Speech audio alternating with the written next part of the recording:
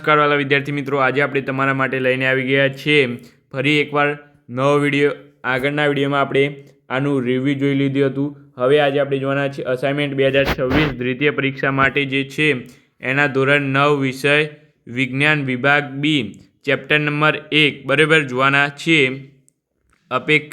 Assignment તમારી કંઈ આ પ્રકારની રહેશે, તો વિડીયોને એન્ડ સુધી જોજો। ચેપ્ટર નંબર 1 માં તમને 8 ક્વેશ્ચન આપેલા છે। 8 ક્વેશ્ચનનું આપણે સંપૂર્ણ સોલ્યુશન જોઈએ। તો ચાલો અહીં 8 ક્વેશ્ચનનું સંપૂર્ણ સોલ્યુશન જોઈ લઈએ। અહીંયા પહેલો ક્વેશ્ચન છે, દ્રવ્ય એટલે શું? ઉદાહરણ આપો। તો દ્રવ્ય એ વસ્તુ છે જેનું દળ હોય છે અને જે સ્થાન એટલે કે પરિમાણ ઘેરે છે તેને દ્રવ્ય કહે છે।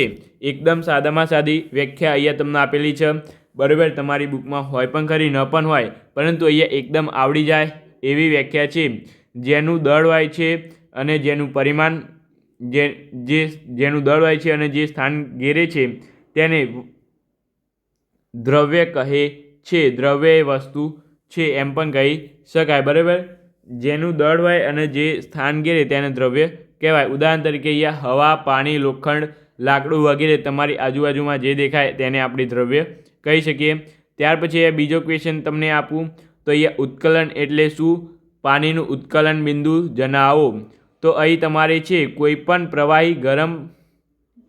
પ્રવાહીને ગરમી આપતા તેના વરાળમાં પરિવર્તિત થવાનો સ્થિર તાપમાન ઉત્કલન કહેવાય છે। સ્થિર તાપમાનને ઉત્કલન કહેવાય છે।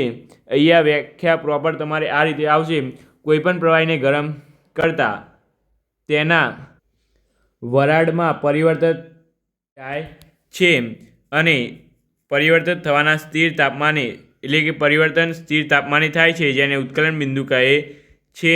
પાણીનું ઉત્કલન બિંદુ એ તમને પૂછ્યું છે, યાદ રાખજો, પૂછાય છે। પાણીનું ઉત્કલન બિંદુ 100°C છે। કોઈપણ પ્રવાહીને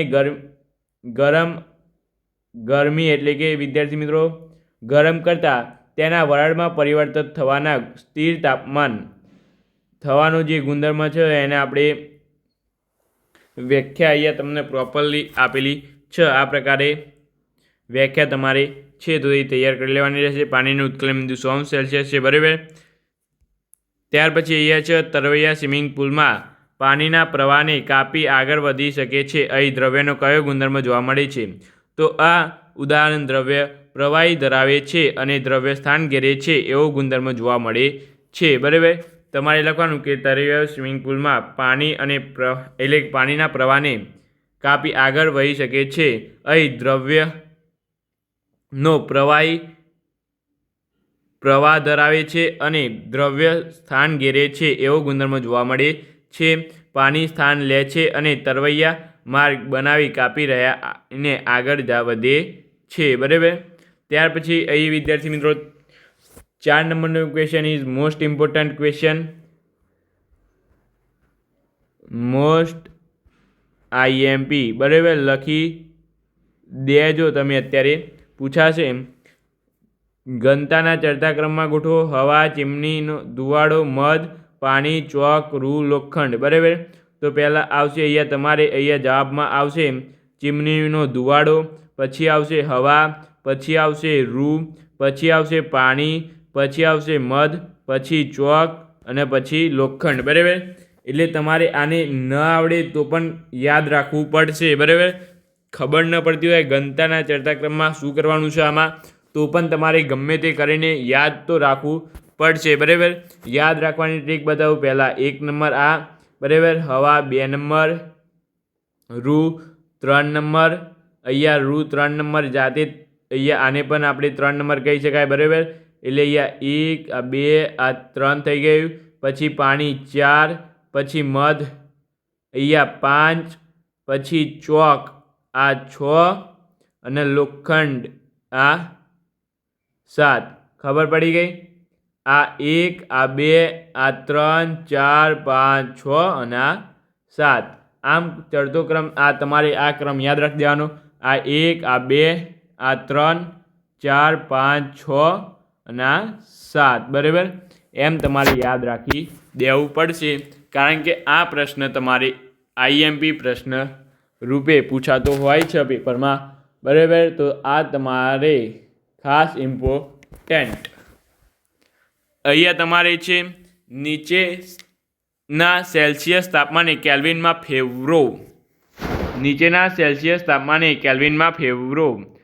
250 સેલ્સિયસ, 100 સેલ્સિયસ માટે અહીંયા સૂત્ર છે કે તમારે આ સૂત્ર યાદ રાખવાનું છે. કે બરાબર સી પ્લસ 273. આ એક જ સૂત્ર તમારે યાદ રાખવાનું રહેશે. કે બરાબર સી વત્તા 273. પછી આના પરથી બીજું સૂત્ર તમારે બનાવી દેવાનું. સીને કરતાં કરી આ 273ને આ બાદ મોકલી દેવાના, એટલે કે માઇનસ 273, બરાબર. ન કે તમે આ બંને સૂત્રો એક ટેકનિક વગર યાદ રાખશો તો નહીં આવડે. યાદ રાખવાનું કે બરાબર સી વત્તા 273, કેમાં બધું પ્લસ, બરાબર. એટલે કે બરાબર સી વત્તા 273. હવે 273ને આ બાદ મોકલી દઈએ તો માઇનસ 273 થઈ જશે, બરાબર. એ તમારે યાદ રાખવાનું રહેશે. એટલે સીનું સૂત્ર તમને આ રીતે મળશે 273, એટલે કે માઇનસ 273, બરાબર. સી બરાબર કે માઇનસ 273, બરાબર. તો આ સૂત્ર આના પરથી તમે બનાવી શકો છો. ત્યાર પછી અહીંયા તમારે છે એ જ રીતે ક્વેશ્ચન છે 250 સેલ્સિયસનું આપણે કેલ્વિન સેલ્સિયસમાં ફેરવવાનું છે. તો આ સૂત્ર પરથી આપણે કરતા બનીએ વિદ્યાર્થી મિત્રો. કોને 250 સેલ્સિયસમાં આપણે 273 ઉમેરી દઈએ તો એ કેલ્વિનમાં ફેરવાઈ જશે, બરાબર. માટે અહીંયા 523 થઈ જશે. 100 સેલ્સિયસને આપણે 273 ઉમેરી દઈએ તો એ શેમાં જતું રહેશે? કેલ્વિનમાં જતું રહેશે. માટે આ કેટલા થઈ જશે અહીંયા વિદ્યાર્થી મિત્રો? 373. અને આ કેટલા થઈ જશે? 523. આવો તમારે એક દાખલો પરીક્ષામાં 100% હશે ને હશે. તો ખાસ કરીને તૈયાર કરી લેજો. ત્યાર પછી એ છઠ્ઠો ક્વેશ્ચન છે, ગરમ તેમજ સૂકા દિવસોમાં રન વધુ ઠંડક ધરાવે છે, શા માટે? ગરમ તેમજ સૂકા દિવસોમાં રન વધુ ઠંડક ધરાવે છે, શા માટે? તો રનમાં હવા અત્યંત સૂકી હોય છે, તેથી બાષ્પીભવન વધારે ઝડપથી થાય છે. બાષ્પીભવન દર વધારે હોવાથી આસપાસનું વાતાવરણ ઓછું થાય છે અને ઠંડક અનુભવાય છે. ફરી એકવાર વાંચી લેજો વિદ્યાર્થી મિત્રો. આઈએમપી ક્વેશ્ચન આપણ રનમાં હવા અત્યંત સૂકી હોય છે, તેથી બાષ્પીભવન વધારે થતું હોય છે. બાષ્પીભવન દર વધારે હોવાથી આસપાસનું તાપમાન ઓછું થાય છે અને ઠંડક વધુ અનુભવાય છે. ક્વેશ્ચન નંબર 7, તફાવત બાષ્પીભવન ઉત્કલન. અહીંયા તમારે બે મુદ્દા તમારે અહીંયા પાડી દેવાના છે. અહીંયા બાષ્પીભવન સપાટી પર પ્રક્રિયા થાય છે. અહીંયા વિદ્યાર્થી મિત્રો સમગ્ર પ્રક્રિયા દ્રવ્યમાં થતી હોય છે. અહીંયા તમારે આમ બે ભાગ પાડી દેવાના છે. અહીંયા બાષ્પીભવન લખવાનું છે, અહીંયા ઉત્કલન લખવાનું છે, બરાબર વિદ્યાર્થી મિત્રો. એ તમે જોઈ લેજો. અહીંયા તફાવત સ્વરૂપે એવું લખી શક્યું નથી, પરંતુ તમારે આ રીતે બે ભાગ પાડી લેવાના છે. બાષ્પીભવનમાં 4 મુદ્દા તમારે પહેલાં 1, 2, 3, 4 નંબર આપી દેવાના છે. પછી આ બીજા 4 મુદ્દાને અહીંયા તમારે 1, 2, 3, 4 મુદ્દા આપી દેવાના છે. આ 4 મુદ્દા લખશો તો તમારે 2 માર્ક્સ પૂછાય તો પાક્કા થઈ જશે, બરાબર. આ એકદમ સહેલા અને આવડે એવા છે. સમગ્ર પ્રક્રિયા સપાટી પર થાય છે. સમગ્ર પ્રક્રિયા દ્રવ્યમાં થતી હોય છે. સામાન્ય તાપમાને થાય છે. નિશ્ચિત ઉત્કલન બિંદુએ, બરાબર. એટલે કે આટલું જ તાપમાન નિશ્ચિત, એટલે ઉત્કલન બિંદુ નિશ્ચિત જ હશે કે આટલા ઉત્કલન બિંદુએ થાય, બરાબર. ત્યાર પછી દબાણ ઓછી અસર કરે છે. દબાણ સીધો એટલે કે દબાણ વધુ અસર કરે છે, એમ પણ લખી શકાય. ત્યાર પછી ઝડપ પવન તાપમાન સપાટી અહીંયા સપાટીથી બદલાય છે. અહીંયા શું ઇંગ્લિશમાં છે, બરાબર. એ જો હંમેશા સ્થિર તાપમાન પર થાય છે. 3 મુદ્દા લખશો તો પણ તમને 2 માર્ક્સ પૂરેપૂરા મળશે વિદ્યાર્થી મિત્રો. આ ખાસ યાદ રાખજો. 2 માર્ક્સનો પ્રશ્ન હશે, તફાવત પૂછાયો હશે 2 માર્ક્સનો, અને 3 મુદ્દા લખશો તો પણ તમને 3 મુદ્દા લખ્યા હશે તો પણ તમને 2 ગુણ કમ્પ્લીટ મળશે, બરાબર. તો આ 1, આ 2 અને આ 3, આ 1, આ 2, આ 3 અને હા આ 4 અને બરાબર 4 મુદ્દા થઈ ગયા. તો એ ખાસ કરીને જોઈ લેજો. ત્યાર પછી આ છે વૈજ્ઞાનિક કારણ આપો. ઘનની સાપેક્ષે પ્રવાહીનું પ્રસરણ અંદર વધુ હોય છે, તો પ્રવાહીના કણો એકબીજાથી વધુ અંતરે હોય છે અને તેમની આંતર આકર્ષણ બળ ઓછી હોય છે. આ કારણથી પ્રવાહી કણો વધુ ઝડપથી ફેલાઈ શકે છે, એટલે કે પ્રવાહીનો પ્રસરણ દર ઘન કરતાં વધુ હોય છે. તો અહીંયા આપણે વિડીયો પૂર્ણ કરીએ છીએ વિદ્યાર્થી મિત્રો.